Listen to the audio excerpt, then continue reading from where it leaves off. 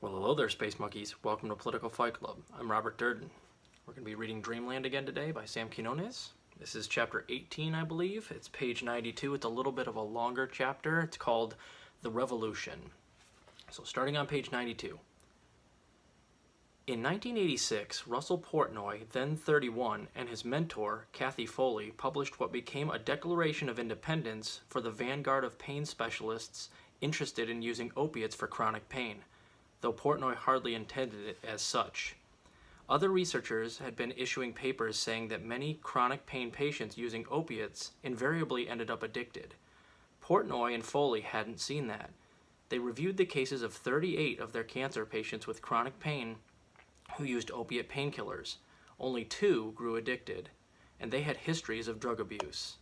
The rest functioned well, and most of them without pain to boot. Portnoy and Foley wrote a paper reporting those observations and submitted it to a medical journal called Pain. Opiates themselves were not inherently addictive, the authors suggested. A lot depended on the people taking them.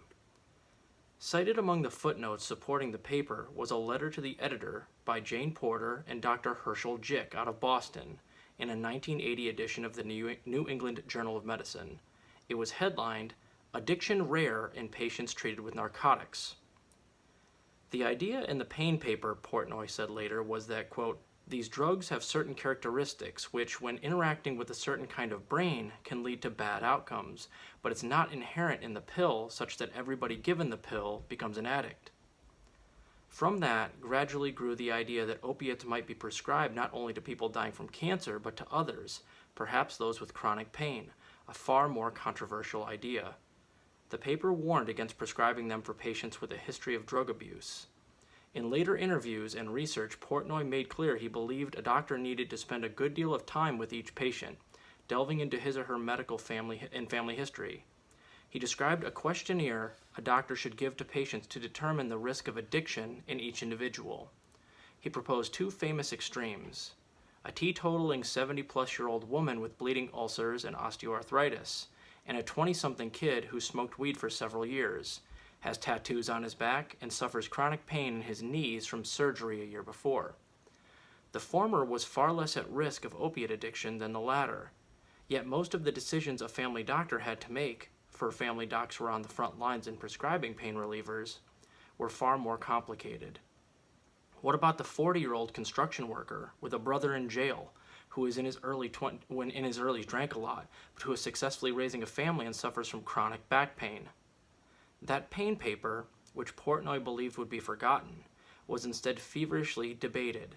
With Foley and Sloan Kettering's name on the paper, it convulsed the consensus against the limited use of opiates. Portnoy was attacked personally. Treating chronic pain with opiates went against so many long-held medical beliefs. The drugs were dangerous and addictive, many felt, when used that way.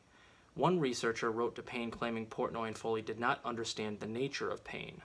Quote, "the anger that paper generated, and people buttonholing me at conferences and telling me that I was a bad guy and stuff, that makes that even sound good, Portnoy later said in an interview. It was really an interesting time to live through."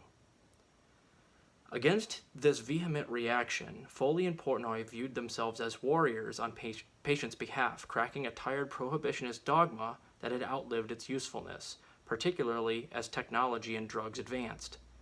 Nodes of support for their position emerged around the country. One was in Salt Lake City. Lynn Webster's acute pain service at Holy Cross Hospital was only part of it. Pain researchers and clinics congregated in Utah seeking other ways of treating pain patients. The state's Mormon population stayed put, so clinicians could do a study on a group of people, followed by another 5 years later and another 5 years after that with the same people. Moreover, while many Utahns, as Mormons, didn't consume caffeine, nicotine, and other drugs, the clandestine use of prescription pills, primarily painkillers, had taken hold, giving clinicians ample opportunity to study addiction. Among the people eager for a new approach to pain treatment was Webster's nurse, Marcia Stanton. Stanton was raised a Christian Scientist, but went to nursing school. She grew into her career in the 1960s and 70s, years when physicians and medical instructors insisted on the chary use of opiates, no matter how the patient or no matter the patient. Quote, we were all, nurses, pharmacists, physicians, taught, don't overdose, don't overdose. You give the smallest amount of medication over the longest period of time because you don't want to give the patient too much for fear of addiction. But during the 1980s, medications and technology were making new treatment possible. Old attitudes began to fade. From Utah, Webster, Michael Ashburn, Perry Fine, Brad Hare, and Richard Chapman emerged as pain clinicians and thought leaders, along with Portnoy and others in New York. Soon a critical mass was reached, and an effervescent pain management scene developed in Salt Lake.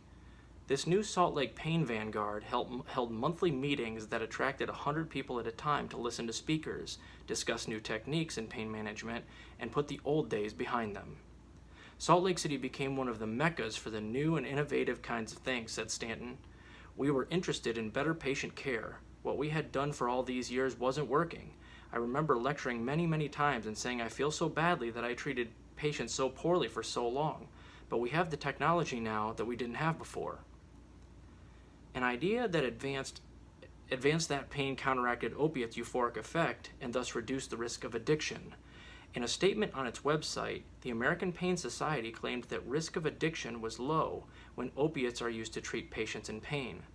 There appeared to be no ceiling on the dose of opiate painkillers a pain patient might take.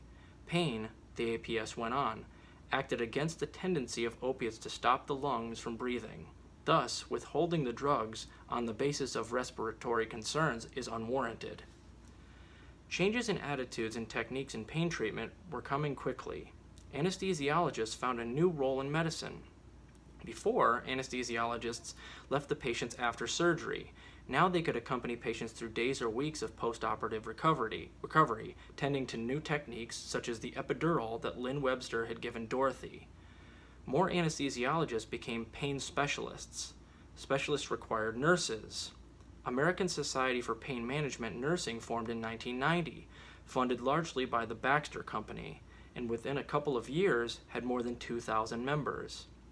In 1996, the president of the American Pain Society, Dr. James Campbell, said in a speech that, quote, if pain were assessed with the same zeal as other vital signs are, it would have much better chance of being treated properly.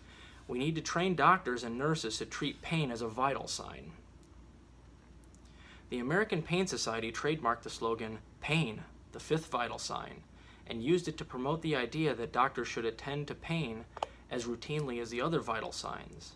In 1998, the Veterans Health Administration made pain a quote-unquote fifth vital sign, another gauge of a patient's baseline health, along with pulse, blood pressure, body temperature, and respiration.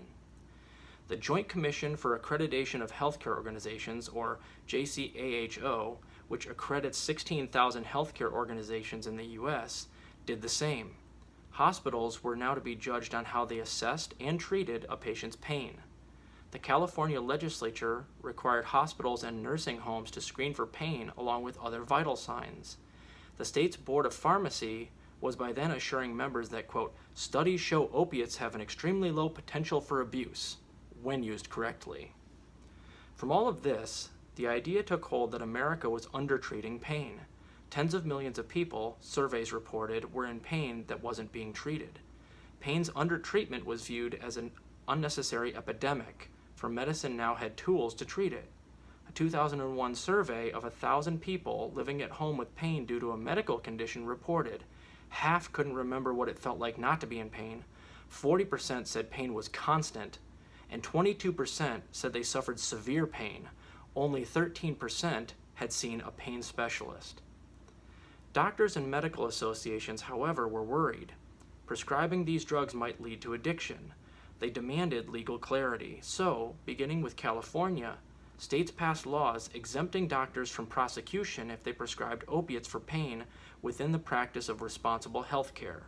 Numerous states approved so-called intractable pain regulations: Ohio, Oregon, Washington, and others. Soon, what can only be described as a revolution in medical thought and practice was underway. Doctors were urged to begin attending to the country's pain epidemic by prescribing these drugs. Interns and residents were taught that drugs were not addictive, and that doctors thus had a mission, a duty, to use them. In some hospitals, doctors were told they could be sued if they did not treat pain aggressively enough, which meant with opiates. Russell Portnoy, meanwhile, was made the director of the Pain Medicine and Palliative Care Department at Beth Israel Medical Center in New York City.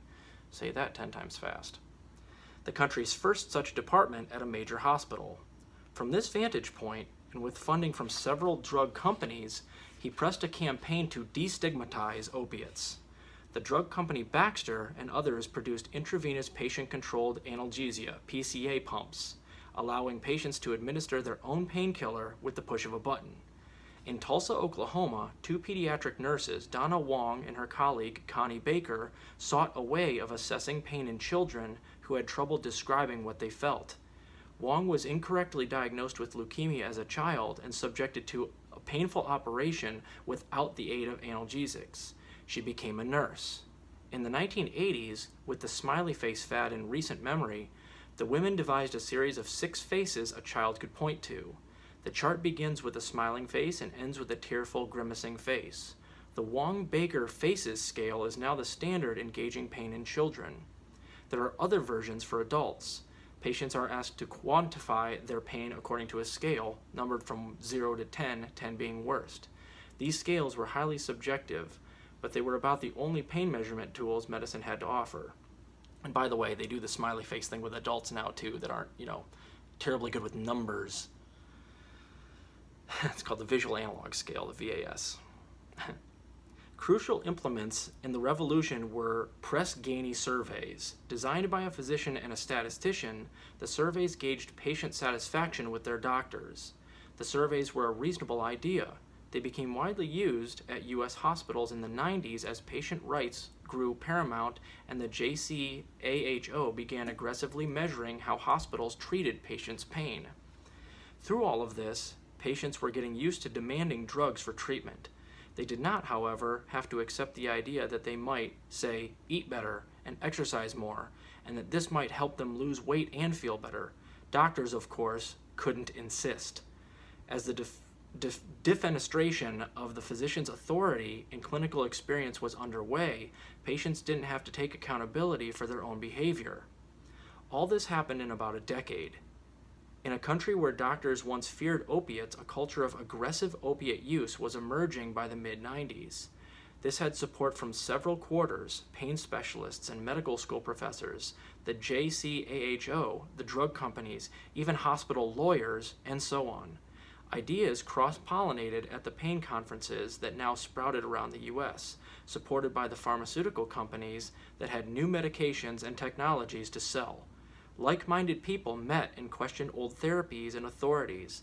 At the core of this culture was the idea that these painkillers were virtually non-addictive when used to treat pain. Proponents of this approach tried to embed it with nuance. The VHA cited patients' homelessness, PTSD, injuries, and substance abuse in advising, quote, "The complexity of chronic pain management is often beyond the expertise of a single practitioner. Primary care docs should consult pain specialists and multidisciplinary pain clinics." On paper, in the International Association for the Study of Pain called pain assessment not an isolated event, but an ongoing process which evolved with new evidence and patient output and input. The quote-unquote fifth vital sign was a concept, not a guide, for pain assessment, one report read. Along with the pain number scale, a doctor ought to ask numerous questions about a patient's pain, history, the pain's location, severity, impact on daily life, as well as the patient's family history, substance abuse, psychological issues, and so on. In fact, pain was not really a vital sign after all, for unlike the 4 real vital signs, it cannot be measured objectively and with exactitude. The National Pharmaceutical Council advised that, quote, "The manner in which information is elicited from the patient is important. Ideally, the clinician should afford ample time, let the patient tell the story in his or her own words, and ask open-ended questions." Time was the key. Chronic pain patients took more time than most to diagnose. Problem was, doctors had less time. Just as patient rights were emphasized and surveys were circulating asking them to judge their doctor's performance, patients were in fact losing their most precious medical commodity, time with their doctors. With the managed care movement of the 80s and 90s, insurance companies cut costs and reduced what services they'd pay for. They required that patients give up their longtime physicians for those on a list of approved providers. Yep, still going on today, much worse than the 90s. They negotiated lower fees with doctors. To make up the difference, primary care docs had to fit more patients into each day. A Newsweek story claimed that to do a good job, a primary care doctor ought to have a roster of 1,800 patients. The average load today is 2,300, with some seeing up to 3,000. I would love to know what those numbers are nowadays. I bet you it's probably 4,000, probably more than double what it used to be, or what it needs to be, quote unquote. Quote, the way you're reimbursed in a day, if you actually take the time to treat somebody's pain, you'd be going out of business, one longtime family doc told me. Quote, by the model you're stuck in, you can't do it. The hospital will get rid of you. If you're by yourself, you can't pay for your secretary. So as the movement to destigmatize opiates and use them for chronic pain gained energy, the seeds of discontent were already being sown. These drugs were advertised mostly to primary care physicians who had little pain management training and were making their money by churning patients through their offices at 13-minute clips. Not much time for nuance, not much time for listening or for open-ended questions that might elicit long and complicated answers. On the contrary, just as Valium helped doctors deal with anxious patients in the 60s, opiates helped them a harried doctor with what was now the largest drain on his time, chronic pain patients. As the movement gained strength from new drugs and devices, the crucial ingredient in pain management, the amount of time a doctor could spend with each patient, fell. Digging through all of this, I found at least 2 studies that showed that prescribing of all kinds rose as doctor visits shortened. Not surprising, as every doctor knows, nothing cuts short a patient visit like a prescription pad. The Press-Ganey patient surveys, it turned out, had an unintended effect in this context. It was to subtly pressure doctors to write unnecessary scripts for opiates. A doctor reluctant to write them was more likely to get a poor patient evaluation. Too many bad scores, and a hospital began asking questions. I get raises and keep my job based on whether I'm keeping my patients happy, said a nursing supervisor I spoke with. When the Joint Commission surveyed us, they looked through the charts looking at pain. They were looking at other things, but pain was the number one thing. They just hammered and hammered and hammered away on pain. You had to control everybody's pain. The scores on the Press-Ganey were one way they measured how doctors were doing. And there was another problem. No one had done serious long-term studies of whether opiates actually were non-addictive when used by such patients. Years later, in fact, there still is no evidence of how many chronic pain patients can be successfully treated with opiates without growing dependent and then addicted. Determining who is a good candidate for opiate treatment is a mystery, and particularly difficult when doctors have no pain management training and only 13 minutes with each patient. The new pain movement pushed past these doubts. It acquired a quasi-religious fervor among people seared by the non-treatment of pain of years past. A pendulum began to swing. The cruelty of earlier times discredited those who might question the emerging doctrine of opiates for chronic pain. Pain specialists working toward a new day felt gratitude to pharmaceutical companies for developing the drugs and devices that made possible the humane treatment for pain. Among them was Purdue Frederick, which in 1991 formed an associated company, Purdue Pharma. That in turn grew into the leader in timed-release pain medication. Purdue was unknown to the public, but well known to pain specialists. It was leading the way with new tools in pain treatment, MS Contin above all, but with other drugs on the way. The company also had attempted to control theft by developing a database to aid law enforcement investigations into pharmacy robberies. Quote, for those of us doing pain management, that was the ultimate. Purdue was the company, Marcia Stanton said. They had done everything right. They'd blown into the market. They had supported the clinicians, supported the education. They had done everything we thought they should have. Purdue, in particular, funded pain researchers, many of whom saw the company as an innovator and an ally. This included Russell Portnoy. Portnoy, in turn, spoke frequently and with passion at conferences of primary care doctors, urging them to consider new approaches to pain that included opiates, and timed-release opiates in particular.